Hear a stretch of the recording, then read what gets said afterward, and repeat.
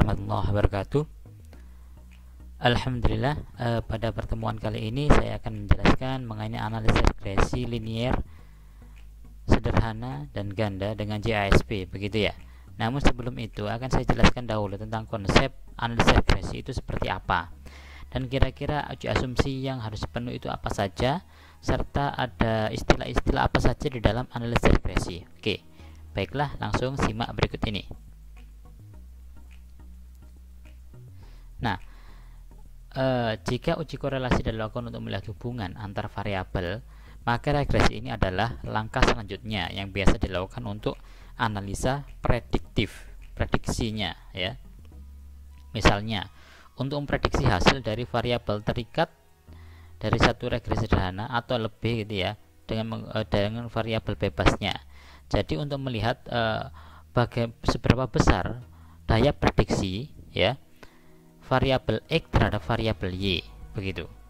Hasil dari regresi dalam sebuah model hipotesis menjabarkan hubungan antara hasil dengan variabel prediktor. Nah, model yang digunakan adalah model linier yang dapat didefinisikan dengan rumus Y sama dengan C plus B kali X plus epsilon, gitu ya, atau error. Ini adalah errornya. Keterangan Y itu adalah estimasi nilai variabel outcome, gitu ya. Nanti ini C ini didapatkan dari hasil analisis regresi, kemudian konstanta, ya. Y itu adalah berkenaan dengan estimasi variabel prediktor di dalam prediksi variabel terikatnya, begitu ya, atau outcome-nya itu. Kemudian C ini adalah konstantanya. Ini dihasilkan dari perhitungan regresi, itu ya. Kemudian B ini adalah koefisien regresi dan ini dihasilkan dari perhitungan regresi juga. X itu adalah nilai variabel X pada satu subjek, ya. Nah, plus error, dan error ini memang tidak didefinisikan, artinya ini tidak dituliskan berapa besarnya, hanya plus error begitu saja. Karena setiap kali kita melakukan analisis regresi pasti ada error atau ada residualnya, gitu. Oke. Nah, regresi linier akan menghasilkan dua hal. Pertama adalah konstanta dan koefisien regresi, ya. Konstanta itu seperti apa, koefisien regresi seperti apa, akan saya jelaskan berikutnya. Nah, uji asumsi yang harus dipenuhi ketika kita menganalisa regresi, ya, yang pertama adalah linearitas, ya. Nanti akan kita lihat menggunakan, boleh Anda menggunakan gambar visual atau menggunakan perhitungan statistika. Kemudian ada normalitas, ya, apakah data tersebut normal residualnya atau tidak.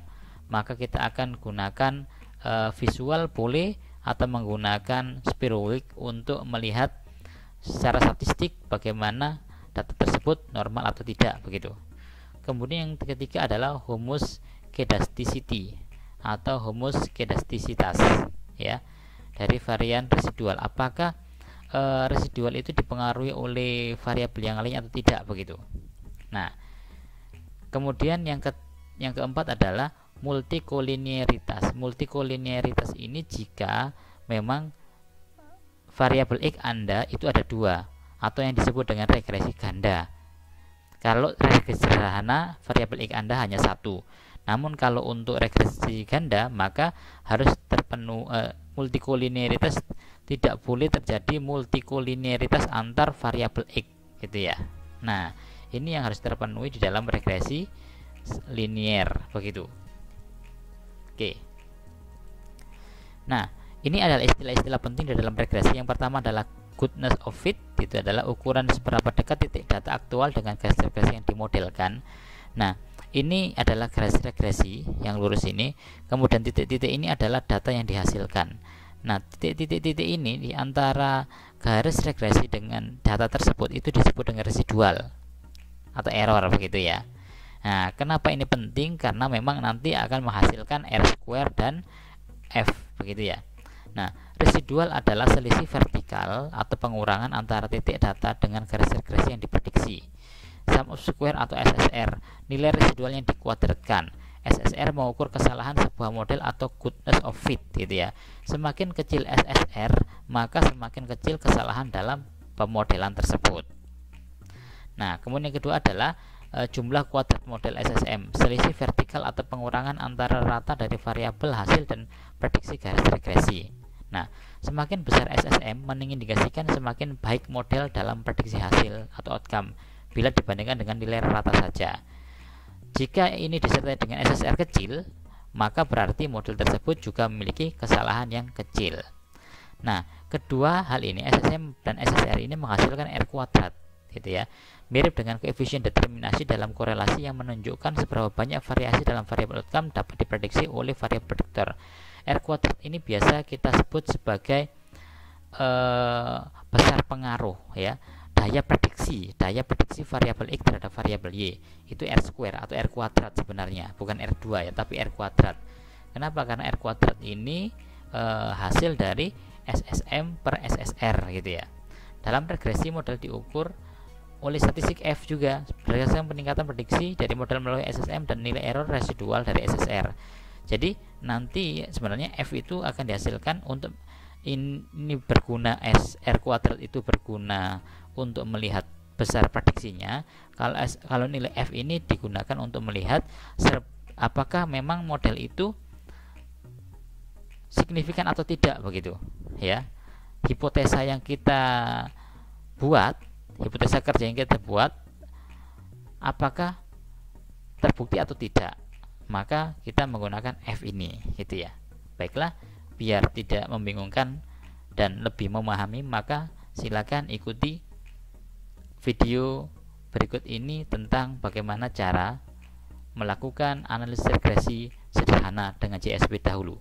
Nanti setelah ini akan saya jelaskan mengenai regresi ganda begitu. Oke, regresi sederhana. Nah, regresi sederhana ini akan menguji pengaruh variabel independen X jumlahnya 1 ya terhadap variabel dependen Y. Jadi hanya ada satu variabel X dan satu variabel Y. Itu regresi sederhana. Contoh, hipotesa 0, regulasi diri akademik tidak mampu memprediksi peningkatan prokrastinasi akademik Y. Artinya di sini ada satu regresi, yakni ada satu variabel X yakni regulasi diri akademik dan satu variabel Y prokrastinasi akademik, katakanlah gitu. Kemudian H1 nya regulasi diri akademik mampu memprediksi peningkatan prokrastinasi akademik Y secara signifikan. Nah, jadi apakah yang terbukti itu adalah H0-nya ataukah H1-nya? Nah, kita buktikan pada analisa regresi sederhana kali ini gitu. Bagaimana caranya? Berikut. Langsung saja, ini adalah cara-caranya yang mungkin kawan-kawan bisa nanti lihat begitu ya di PPT. Nah, ini adalah hasil uji asumsinya. Kemudian ini adalah hasil outputnya ya. Kemudian ini adalah hasil hipotesanya. Kalau ini adalah besar pengaruhnya tadi, daya prediksinya. Kalau ini berkenaan dengan apakah hipotesa terpenuhi atau tidak gitu ya. Kemudian ini untuk melihat membuat sebuah rumus yang sudah saya jelaskan tadi, persamaan linear tadi. Oke, langsung saja kita akan melakukan sebuah analisa data di JASP. Baiklah, langsung sekarang silakan dibuka ya JSP Anda. Oke. Sebagaimana open biasa gitu ya di komputer, kemudian pilih materi tersebut dan sudah saya pilih begitu. Di sini nanti di materi yang sudah Anda simpan datanya, ini data linear gitu ya, open gitu ya. Nanti akan muncul hal semacam ini. Nah, ini adalah data yang saya sediakan, dukungan sosial, regulasi akademik, dan stres akademik. Oke. Variabel Y-nya itu adalah stres akademik, variabel X1-nya dukungan sosial dan regulasi diri akademik. Akan saya coba tentang regulasi diri akademik, apakah regulasi diri akademik ini mampu mempengaruhi ya, mampu memprediksi stres akademik seseorang begitu. Oke. Caranya pertama lihat dulu outliernya gitu, seperti yang sudah saya jelaskan sebelumnya ya. Outlier saya masukkan. Oke.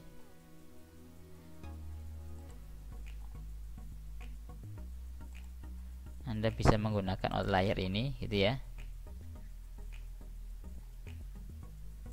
Versi outliernya tidak ada. Oke. Setelah akademik dan regulasi diri akademik tidak ada outliernya. Oke. Jadi langsung kita lakukan analisa datanya. Oke. Caranya bagaimana untuk menganalisa data tersebut ya? Langsung saja pada analisis regresi. Kemudian linear regression, Anda klik di sini. Oke. Nah, di sini silakan Anda masukkan stress akademik pada dependent variable dan regulasi diri akademik pada covariate. Gitu ya. Covariate. Oke, variabel x-nya masuk ke dalam covariate, variabel y-nya masuk ke dalam dependent variable. Oke. Setelah itu ini biarkan saja ya. Default saja. Oke. Biarkan seperti ini gitu ya. Kemudian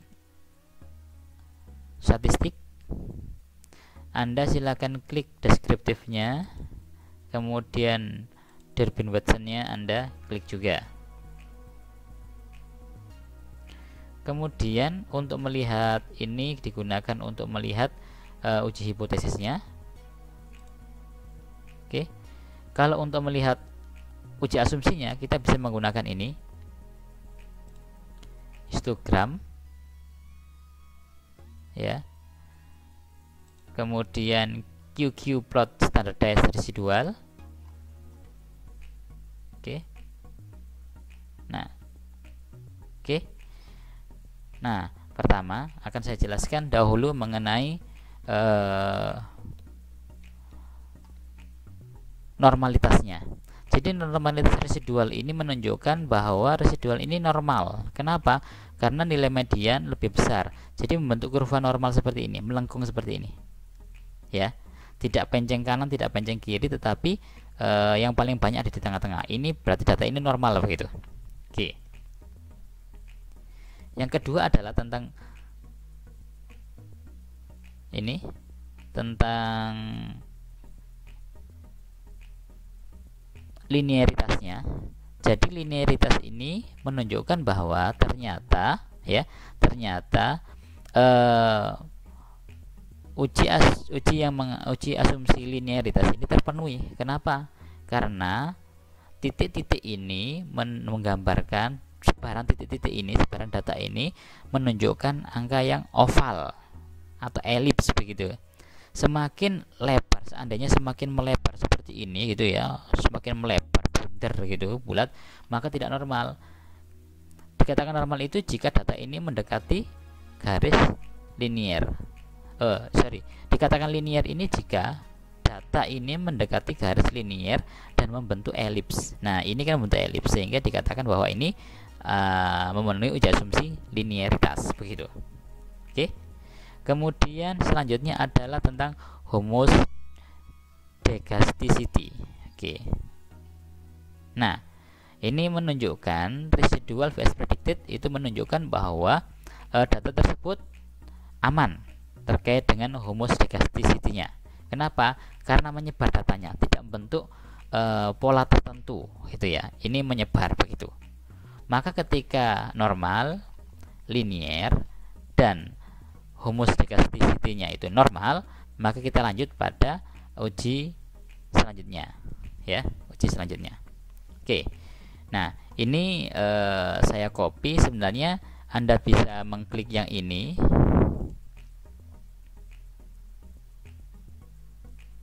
Itu akhirnya muncul hanya satu, sebenarnya sama. Ini kalau ini H0 yang kita uji gitu ya. Karena tadi itu hipotesisnya adalah ada H1 dan H0, maka kita menggunakan yang ini, boleh. Oke. Mana yang dibaca? Yang dibaca adalah H1-nya. Oke, H1. Oke.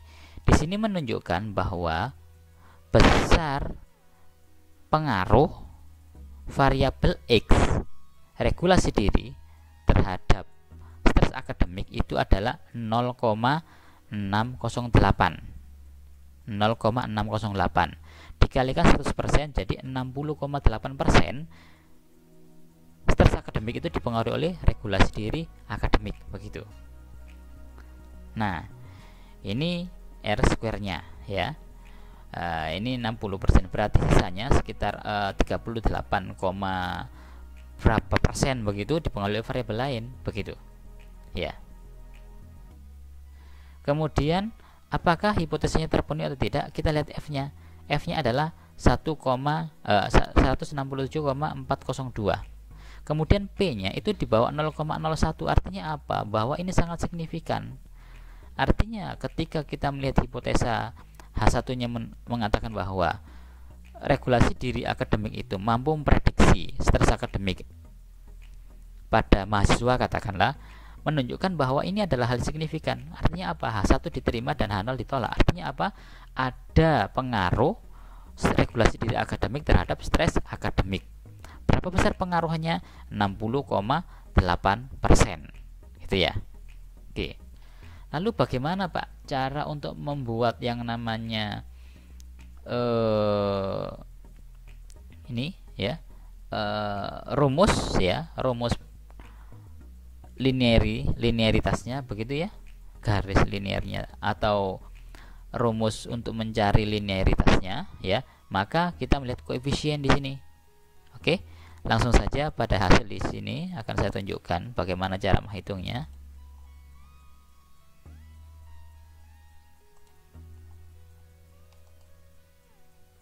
Oke.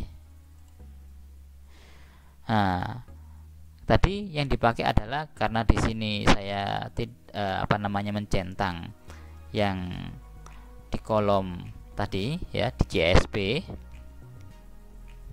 di kolom ini saya centang ya, maka hanya muncul satu saja. Nah, tapi sebenarnya kalau nggak dicentang, kalau seandainya nggak centang, yang digunakan adalah H1-nya ini aja, sama sebenarnya sama nilainya gitu ya. Oke, balik ke sini lagi. Nah, ini persamaan linearnya Y sama dengan C plus B kali X plus error. Errornya tidak dituliskan di sini. Oke. Nah, Y-nya dari mana Y? Y untuk mencari Y ini maka sama dengan C itu mana? C itu adalah interceptnya. Oke, intercept pada H1 kalau Anda tidak mencentang. Tapi kalau Anda mencentang yang sudah saya sebutkan tadi, maka interceptnya adalah C. Kemudian B-nya, koefisien regresinya, betanya adalah ini. Oke, negatif 0,472. Kemudian X-nya itu adalah besaran linearnya. Oke.